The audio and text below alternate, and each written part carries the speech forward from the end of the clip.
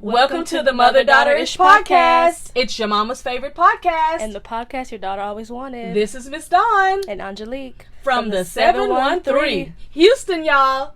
Get connected and stay connected weekly as new shows debut on Sunday, Wednesday, and please check out our Saturday Out and About showcases.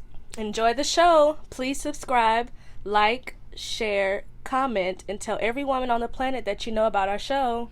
Here's our show for today.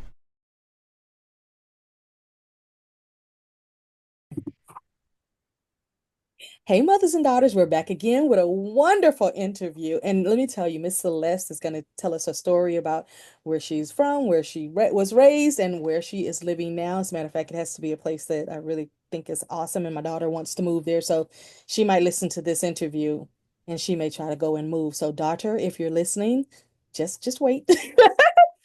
Thank you, Miss Celeste, for being on the show today.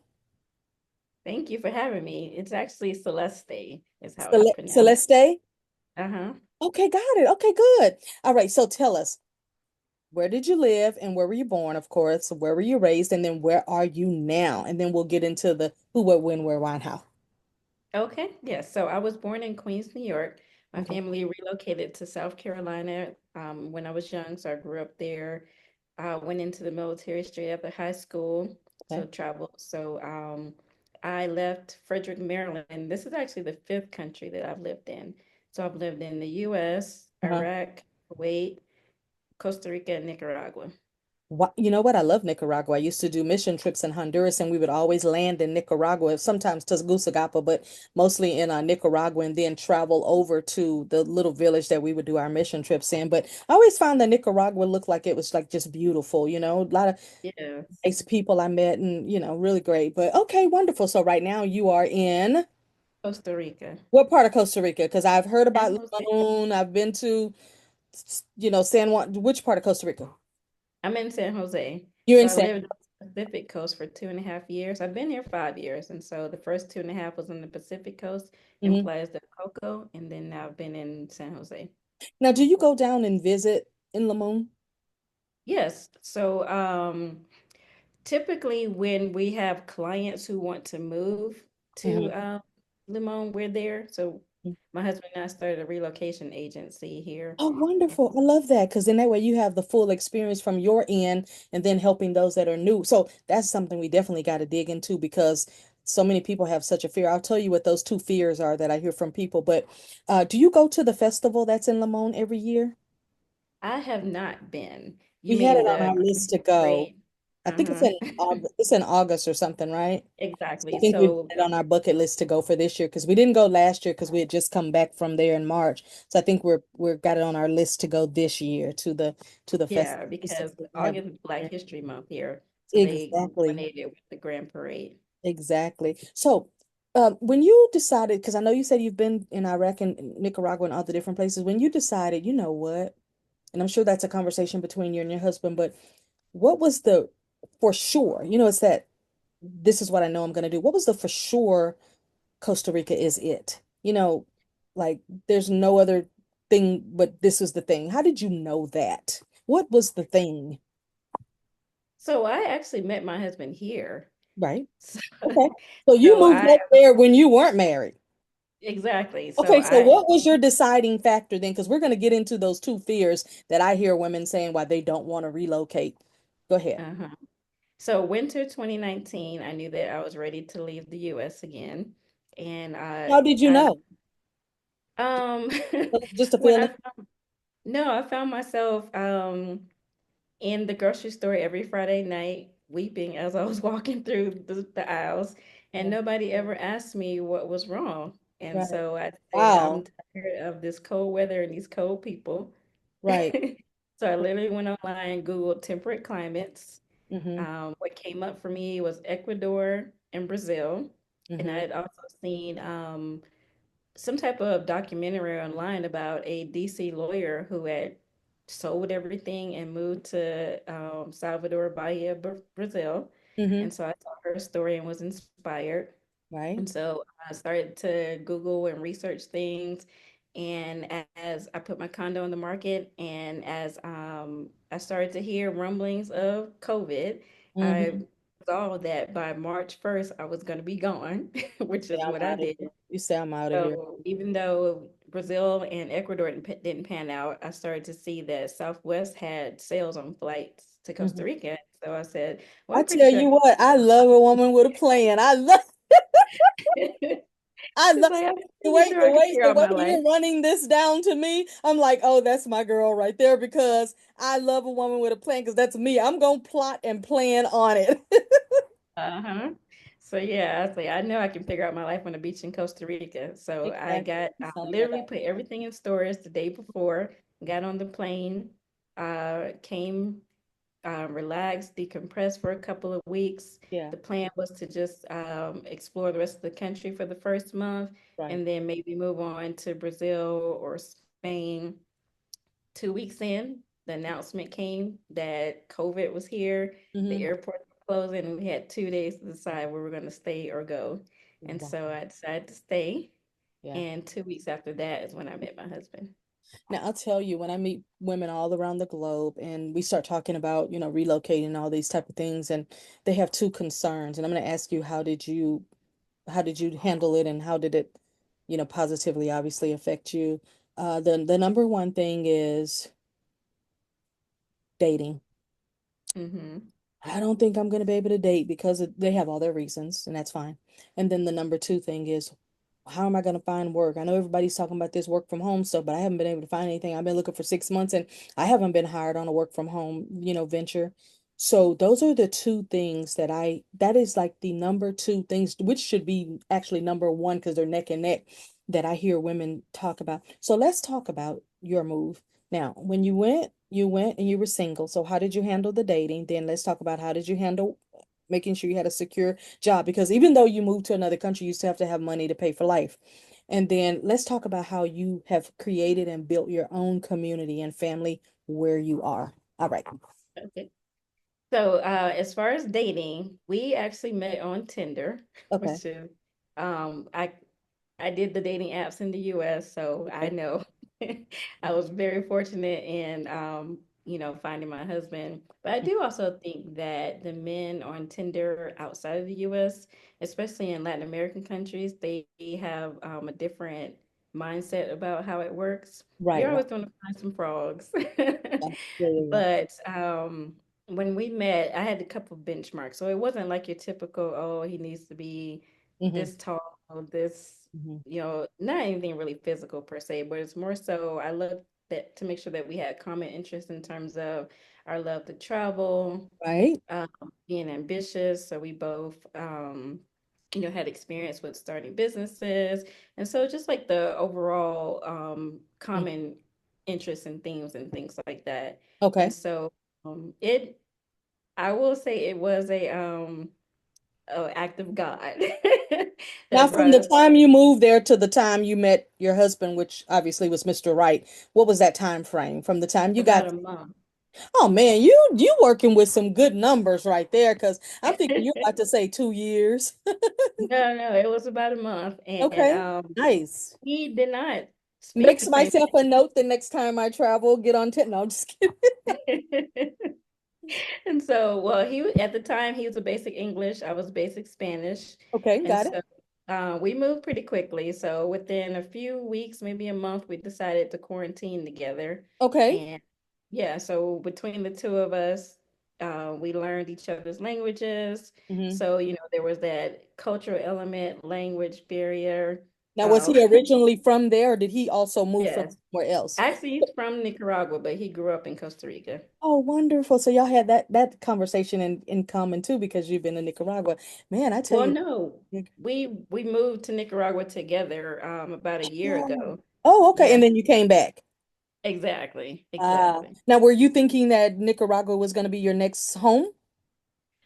So when after COVID, the exchange rate in Costa Rica shot up Oh, really high. It was really great for about a year or two, and right. then the market itself corrected itself. Hmm. And so we started to think, well, maybe we can go somewhere else where our funds will stretch a little bit farther. And Right. so we started see houses in Nicaragua, these grand 3 bedroom, 5 bedroom houses for like, $700, $800 a month. So Hmm. we went over to see, what that looked like for us. And so we moved there in April, I believe, of 2023. Hmm. And so it actually worked out because at the time, my mother, who was, well, is recovering from a stroke, Hmm. her nursing home wasn't giving her the best care.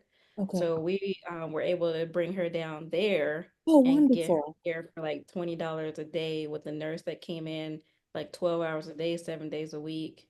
Did you say $20 a day? Yes. That's $200 a day here. Yeah. Okay. Wow. Well, I'm glad that you were looking at it on a, more efficient way instead of saying, well, I'm here now. I got to pay these bills like I was in the US. You said, okay, no, let me put this plan in place again and we can go somewhere else. And so how long did you stay over there? Just a year? About 11 months. 11 months. Yeah. And then you moved back to Costa Rica because, like you said, the market corrected itself. Uh-huh. Okay. So you got married in Costa Rica or did you go back somewhere else and get married? Our lawyer married us in Costa Rica, and then we had a ceremony in Panama on the Caribbean coast. Oh, Panama City, Panama? No, Bocas del Toro. Oh, okay. So that part. Okay. So it's a an island that's probably maybe less than 2 hours away from Puerto Viejo in Costa Rica. Oh, okay. So yeah, pretty much right over the border. Okay, nice. Sounds beautiful. I mean, just the name. I was thinking when you said Panama, Panama City, Panama, because I have a lady that's coming on the show in a week or so who moved from Georgia to Panama City, Panama. And she said her number one reason is because it's 85 degrees year round. I said, girl, Yeah. I'm good at 85 to 114 because when we used to do mission trips in Honduras, it would always be in July and it'd be 114 degrees. And I'm like, well, we here. I like the heat. Let's go. Let's rock. Let's build these churches and sweat like sweat. That's the I thing for did not me. care. I loved it. I thrive in the heat. So how have you created community where you are? You have your husband. Any children? Yeah, so I finally convinced my daughter to move down here last year. How old is She's she? she's gonna be 22 in May. Awesome. Okay. Now, how much convincing did you have to do? Because you wouldn't have had to convince me very much. A lot, actually. So when I Really? initially left, yeah, she was a sophomore in high school. Hmm. And so, well, in her defense, I kind of was like, well, you could just quit school, get your GED, and travel the world with me. And she was like, yeah, no, I'm gonna go stay with my dad. So she went and finished. Sorry about that. I canceled all of the notifications. Hmm. But so she went to finish high school with her dad, and then after high school, after she graduated, I convinced her to come down for a visit. Oh, And that yeah, sounds so like a good time. she wasn't convinced then. She Yeah. went back. And then while we were in Nicaragua, she came down for a few months. And so she actually was going to school online there. Hmm. And that she has to consider going to school there as well because they have a campus of Kaiser University there Oh, where you okay. can Yeah. use your Pell Online. Grant, you know, like Hmm. all your FAFSA USA benefits, you can use that in Nicaragua at their campus. And they Nice. have Okay. English language programs.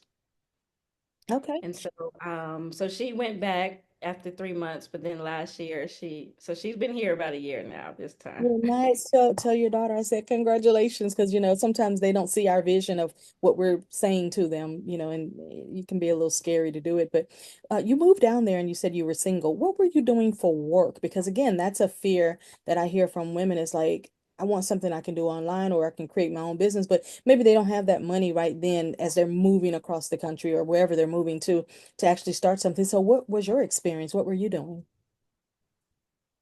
Yeah, so my situation is a little bit different. I'm Mhm. retired military, Okay. so I have a pension. Okay.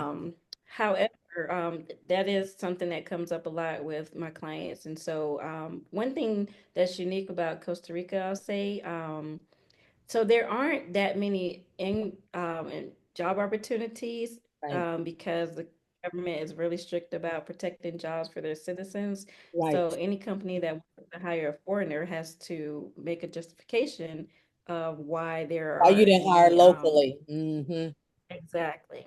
You know what? And you know But what? as I kind of can agree with what you're saying because just the last time we were in Costa Rica when I was looking out of my hotel and I saw all those American companies. It was one big pavilion that had like 4 or 5 different American company names on it. And I said, and my daughter said, well, shoot, I wonder if they're hiring. I said, I'm sure they're looking out for local because just having them as American companies to sit here on this soil, it has to benefit the community. You can't just come there and then bring all your yes. people with you. You have to benefit the community. Like the other day, yesterday, Mark Zuckerberg said, okay, he's bringing Facebook data center here in Houston, and he's like, that's going to create 5,000 plus jobs. And then Apple said yesterday, we're going to bring a new Apple data center there, and it's going to create thousands of jobs. And I'm like, yeah, that's a great incentive for you to come here. So what you're saying makes sense now.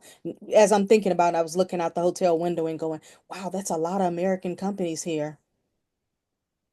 Hmm. Interesting. But as a foreigner, you can start a business for Uh-huh. income. And Okay. so there's a lot of opportunity here in Costa Rica with different services or products. And it's fairly simple to get a business started, and then you hire a local workforce.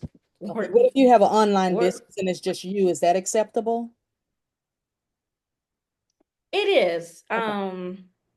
but it doesn't really give much back to the community, if that No, that's makes why I'm sense. asking, is that acceptable for people who are like, you know what, I want to move to Costa Rica and I'm tired of the city hustle and bustle. I want to go and I want to just live on the beach. Well, I've got this online business where I answer phone calls for this law company or I do invoices for ABC business and it's just me, is that acceptable or is that kind of frowned upon? Like, oh, you want to live here, but what are you contributing? Even though you'd be paying rent, you'd be buying food, you'd be shopping locally and all that. When it comes to the business aspect, is that frowned upon maybe? No, it's definitely acceptable. And there's actually a digital nomad visa here as well. Yes, So, yes. yeah, it's just a very competitive market. Yeah, that's why But you have yeah, to bring most you have women to bring already your own thing that's pre-established. already secure though, right? Yeah. Okay. Now, is it So it's hard to get a definitely digital possible to nomad start visa? something and move. I'm sorry. Say it again. It's definitely possible to start something and move, but most people they thrive best when they have something that's already established. Yes, Or if you have a remote job that will let you work from anywhere, right. that's the ideal. Yeah. Is it hard to get or is it challenging to get a nomad visa? The minimum income requirement for a single person is $3,000 a month, Okay. but the process itself is pretty simple. So you don't have to get, documents translated or apostilled. You just need a copy of your passport, your bank statements, Hmm. a medical insurance policy. It's pretty Hmm. straightforward. Okay. And other than a digital nomad visa, what other kind of visa is there? I know There's that your there's the temporary one resident for the together group. 50 and older or something, or is it 60 and older? What's the number? 50 and older, there's a visa for that because I saw that when I was there. No, so the pensioners or retiree visa doesn't have an age requirement. Well, what's their age of retirement though, is what I'm saying. Because in the For US, it's 65 and older, but I was in Japan and they said 50 and older. Yes, but you don't need to have a minimum age to get the retiree visa. You just need a pension of $1,000 a month. That's what I was asking. Okay, because I have a lady that was asking me about the money, and I said, I don't know about the money. I just know that I believe you qualify if you're over 50, and I wasn't sure. So, okay, good. Okay, so as long as you bring in $1,000 a month and you're a retiree or or you're on Social Security or whatever, as long as you're bringing in at least $1,000. Now, is that visa hard to get? It's not hard. So Good. the caveat is that you just need a pension source that is guaranteed for the rest of your life. And so Right. you need documents to attest to that fact. Okay. I like that. Mhm. Now let's talk about your business. You have a relocation service, and I want to know how did you come up with that? Of course, you've been there and done that, but what made you decide that that's something that you wanted to do? How do you get your clients and how does that work? Please tell us the name of it. Yes, so it's Melanin Tours. Uh-huh. Uh, During the first 6 months here, I joined a couple of Facebook groups, specifically Black expats in Costa Rica. Okay. And so, one thing you'll kind of notice with the expat groups in Costa Rica is that a lot of them can be pretty snarky. Yeah.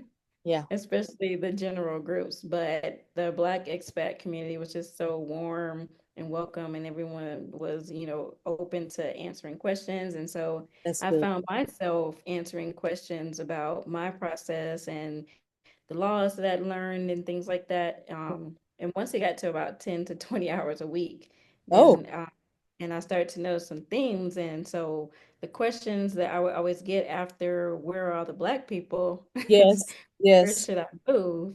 And so one day just kind of thinking and say, well, wouldn't it be amazing if there was some type of service or experience where people could envision what yeah, a day in their life would look like if they moved to Costa Rica?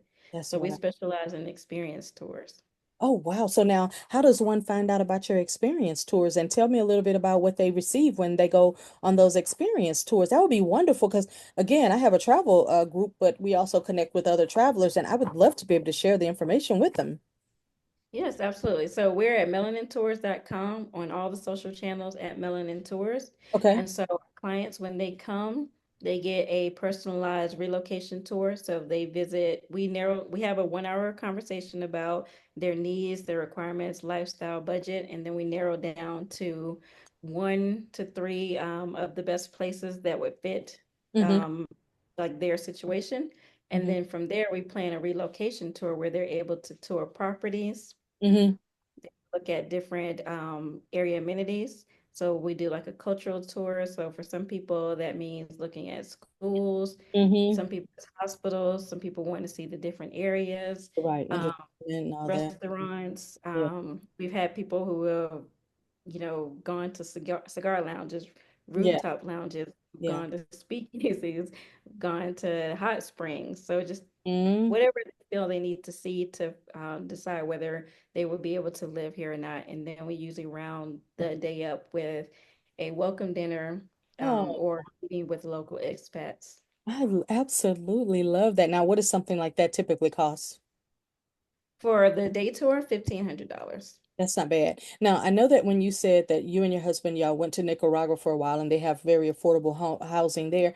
What's a typical two-bedroom apartment or two or three-bedroom home? What's the typical range from here to here per month? So for the typical, there aren't a lot of apartments per se we were in Managua. And Okay. so there are some condos, some high rises downtown, but mostly it's single family homes. And Okay. so to give you an idea, when we were in Costa Rica at that time, we were renting a 3 bedroom, 2 bathroom apartment for $1,300. Okay. And then when we relocated to Managua, we were in a 5 bedroom home, Wow. 4 bedroom for the same price. Really? That's a big switch. Okay. But for like a two-bedroom apartment, what's a typical cost for a two-bedroom apartment? For a 2 bedroom home, 2 to 3 bedroom home, you would be in the range of about 1,000 to 1,200 a month. So there are no two-bedroom apartments. No, Okay. so in Managua, you're in your communities So it's with the single like a family home. suburb or something? Exactly. Okay, got it. Now, if you wanted to go into an apartment, what area would you have to move into if you're a single woman and you don't want a house?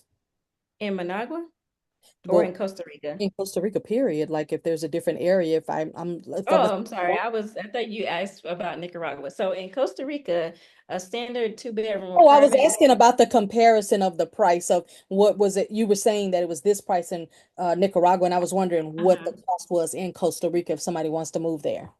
Yeah, Okay. exactly. So in Costa Rica for a 2 bedroom, 2 bathroom apartment, if you want to be in a relatively modern area, safe, clean, you're looking at around $1,500 a month furnished.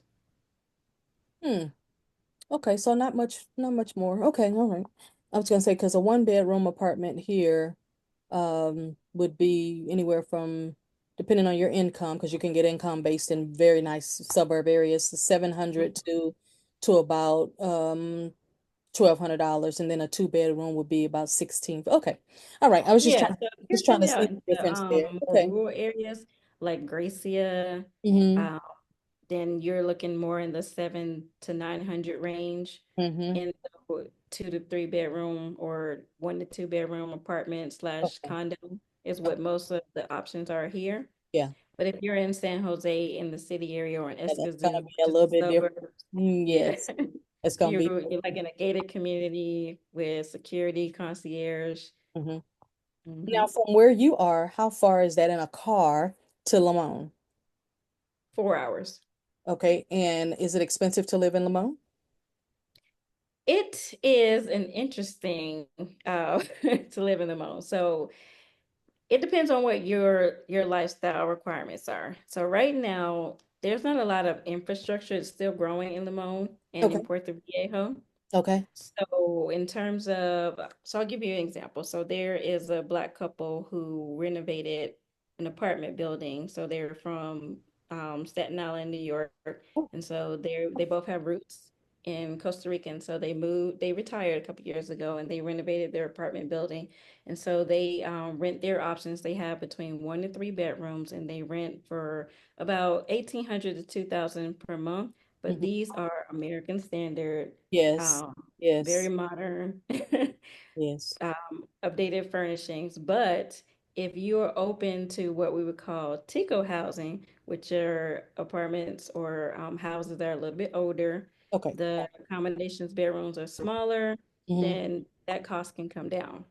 But then Okay. you also have to think about whether it's going to be in a gated community, Yes. um, how comfortable you feel, Hmm. living out in the community without security and Uh, things like, now, is security necessary? yes. Okay. And that's what I thought. And the reason I thought that is because I remember when I first came to Costa Rica in 2016 for my birthday, I stayed for 2 weeks. And at that time, I was thinking about buying some type of apartment or high rise or something anyway. And when I went to go and look at it, the lady came and got me and she took me to look and everything. And she said, "Are you going to be here full time?" And I said, "No, maybe like 3 to 5 times a year. And then, if my adult kids want to come over, they can visit." And she says, "If you're not going to be here, it won't be safe." She said, "Your apartment will be lived in by other people." She said, "Even though we're in a high rise," she's like, "they will learn your schedule and people will be living in your place." She said, "We see it all the time with people who purchase who are not here all the time to manage it, or if they don't have security." And I asked her, I said, "Why security?" She said, "To protect what you have." Yes. Yeah, so I Yeah. absolutely understand what you're saying because I too was one of those people who said, "I want to have another place in, another country or something like a Costa Rica or something like that." I absolutely was thinking that way. I thought that way about Costa Rica, Mexico, and Belize and other places. And I'm like, well, dang, I don't want to be there full time, and I don't want, something crazy to happen. It's like I don't want to do the Airbnb thing. I don't like that concept. So, it's kind Yeah. of hard if you're not going to live. So I'm glad that we talked about that because that's another, it's not the two top priorities, but it's another thing that I hear people say. Like I have a lady in my travel group who wants to purchase a home in Italy because they've got the $1. If you're an American, you can buy a home Hmm. for $1. You got to fix it up and all that. And she's like, "No problem. We're going to retire in 4 years. I'd like to go ahead and buy it now, have it fixed up, and we can live there 6 months out of the year." And I'm like, "I think you need to go and visit before you think about Yeah. purchasing anything." And she says, "Oh." I said, "Well, when did you go to Italy?" And she said, "I've never been." I said, "Okay, I've been twice. I'll go with you if you want me to. And we can check everything out." I said, "I pulled the application for you and everything, but I don't think you should commit to moving somewhere that you've never been. Because one, you need to see if the vibe is there. Like, are you vibing with this Exactly. place? Is this fitting your heart, you know?"